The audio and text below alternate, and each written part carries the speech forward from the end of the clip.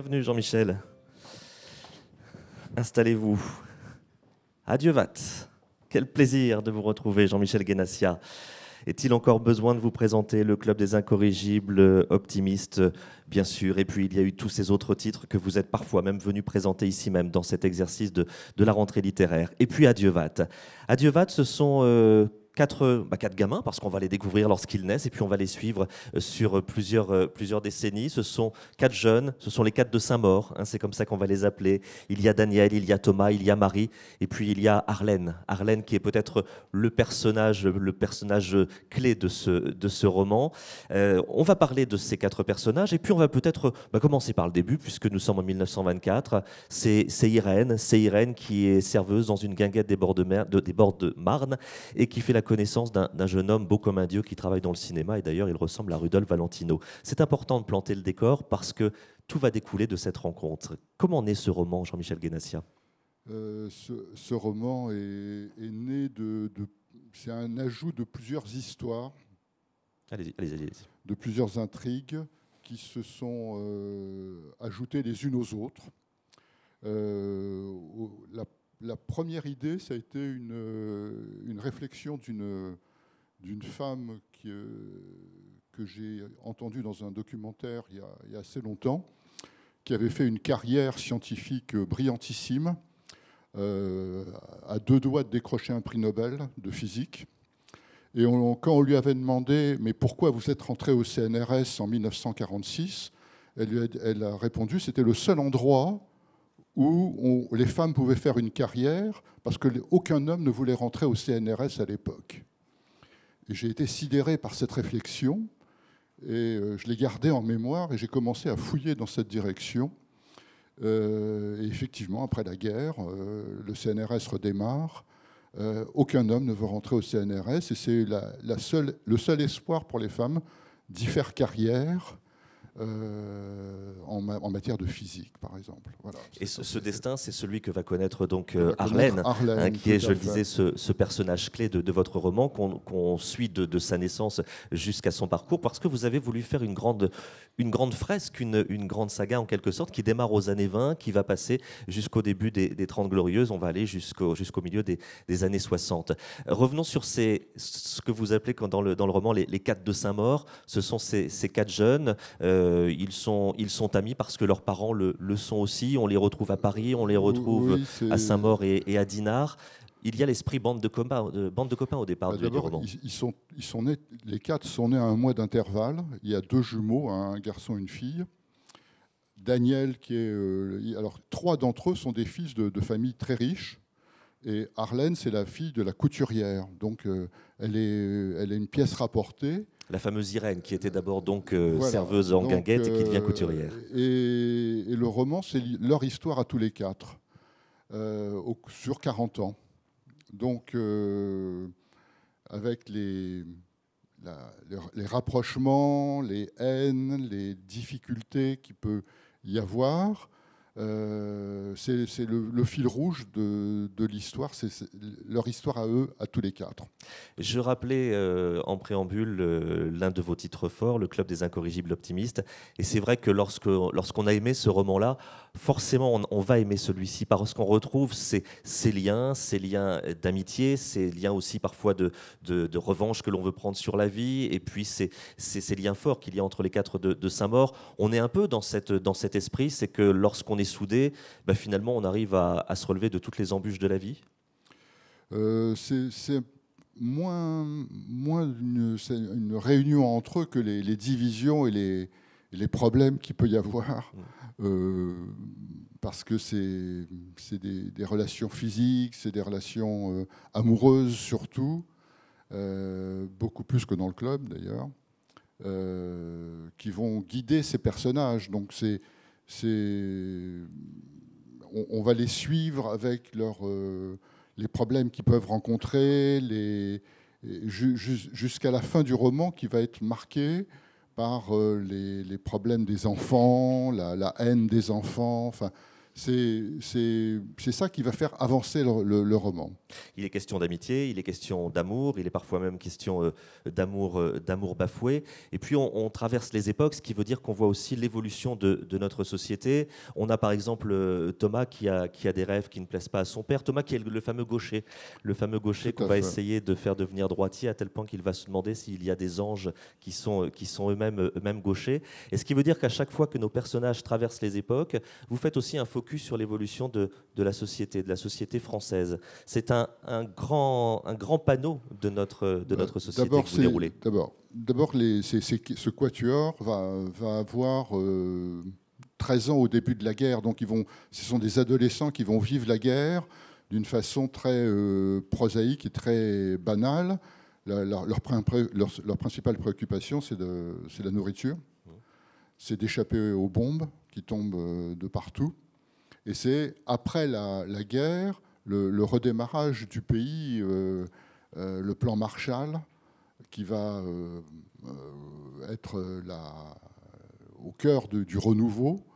Et ces deux institutions qui vont bouleverser le pays, à savoir le CNRS d'une part, et le CEA, le commissariat de l'énergie atomique, où va rentrer à Arlène, qui va aboutir à la construction de la bombe atomique française et aux essais de la bombe atomique en Algérie qu'on va suivre, parce que ça a été vraiment un moment qui nous paraît... Aujourd'hui, lorsqu'on regarde la manière dont ça a été fait, ça nous paraît un peu surréaliste. Alors évidemment, ils ne savaient pas ce qu'on sait aujourd'hui, mais ils ont pris des risques insensés pour faire exploser des bombes. Et on a un peu de mal aujourd'hui à comprendre comment on a pu arriver à faire avoir une bombe, une arme de dissuasion. On va reparler de ça dans un instant. Au préalable, revenons aussi sur les ambiances, puisqu'on le dit, le roman s'étend sur plusieurs décennies, ce qui veut dire qu'à chaque fois, vous racontez la société française et vous racontez aussi les ambiances. Tout démarre sur les bords de Marne, dans cette guinguette. Après, on est dans l'univers du cinéma. Après, on est dans ces familles qui sont de différents niveaux sociaux. On va aller se balader du côté de Dinard, dans des belles villas anglo-normandes. Et puis après, on partira du côté de l'Algérie. Et à chaque fois, il y a aussi l'envie pour vous de planter un décor pour faire évoluer vos personnages. Comment avez-vous construit le roman? C'était important de donner tous ces points parce qu'il y a aussi beaucoup de références culturelles ou même des personnages authentiques qui sont cités dans le livre. C'était important de donner ce cadre? Ben oui, puisque l'objectif, c'est de raconter une vie. C'est de raconter une vie dans un siècle. Donc de faire en sorte qu'on ait l'impression qu'il s'agit d'une biographie. Il s'agit pas d'un... Je veux pas donner l'impression qu'il s'agisse d'un roman, d'une fiction, mais d'une biographie fictive. Qu'on ait vraiment l'impression que c'est leur vie, avec les détails qui font penser que ça a été vécu. C'est de réduire en réalité la distance romanesque. Arlène est donc ce personnage que l'on va suivre sur tout le roman et qui va avoir un destin incroyable et justement un destin qui n'était pas forcément celui auquel les jeunes femmes pouvaient prétendre, puisqu'elle devient scientifique. Alors elle, c'est une scientifique et il faut savoir que, par exemple, en 1945, elle passe son bac, elle est surdouée en maths et elle voudrait être ingénieure, sauf qu'il y a moins de 1% de femmes ingénieures en France. Et aucune école n'est ouverte aux femmes pour devenir ingénieur. Comment on fait dans ce cas-là? Il faut mettre le pied dans la porte, se battre. À chaque fois qu'elle veut faire quelque chose, on lui dit « mais vaut mieux que tu sois prof de maths ou prof de physique, c'est plus un métier de femme ». Et elle s'accroche d'une façon insensée pour arriver à obtenir un stage. Alors, l'école normale de la rue d'Ulm est interdite encore aux femmes. Elle ne sera ouverte aux femmes qu'en 1974. Il n'y a que Sèvres qui est ouverte aux femmes. Et on ne peut qu'accéder à l'agrégation qui permet ensuite, avec un autre diplôme, de devenir prof dans un lycée. Et ces résultats exceptionnels lui permettent d'obtenir un stage grâce à une de ses profs dans un laboratoire qui se crée en banlieue parisienne au fort de Fontenay-aux-Roses, où va se créer la pile, où on va se mettre en place ce qu'on appelle la pile Zoé, qui est tout simplement la première bombe atomique française, qui va fonctionner avec de l'eau lourde qui vient de Norvège, qui a suivi un parcours absolument rocambolesque. Et il y a 12 ingénieurs qui viennent de Polytechnique qui vont créer la première bombe à fragments, la première bombe qui va diverger avec de l'eau lourde et de l'uranium enrichi. Et la France, à l'époque, possède 3 grammes d'uranium enrichi. Enfin, Et c'est l'occasion, justement, par le personnage de Marlène qui va devenir scientifique, c'est l'occasion pour vous donc d'aborder, comme vous nous l'expliquez, cette autre grande thématique du roman, à savoir l'exploitation atomique et nucléaire. Et c'est aussi un sujet dont vous vouliez vous emparer. Est-ce qu'il y a une portée politique, finalement, un peu dans l'écriture de ce roman, en nous ouvrant les yeux sur la façon dont s'est développé ce système? Quelque part, oui, parce que les explosions qu'il y a eu en Algérie en 1960, 61, 62 ont entraîné la contamination de 3000 personnes. Et l'armée française a toujours nié pendant plus de 40 ans ces contaminations. Et ça a été un scandale d'État. Enfin, ça a été une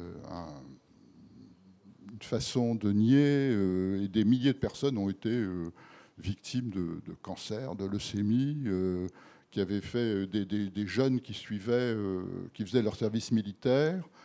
Puisqu'on est en parallèle des débuts de la guerre d'Algérie, bien sûr. On apprend, j'ai appris à ce moment-là comment, lors des accords d'Évian entre la France et l'Algérie à l'époque, la France avait conservé pendant 5 ans des 100 000 km² dans le Sahara pour faire ces explosions, pour faire ces expérimentations. Ça a été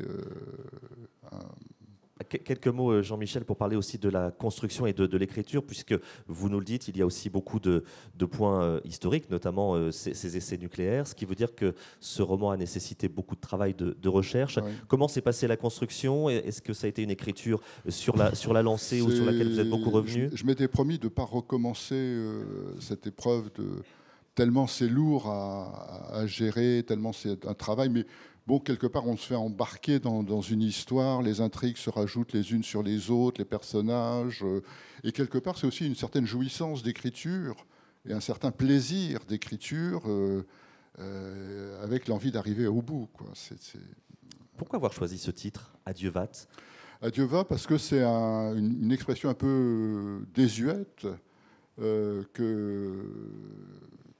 qui revient à plusieurs reprises dans le roman. À un moment, il faut sauter le pas, quoi. À un moment, tant pis, il faut y aller, on verra bien.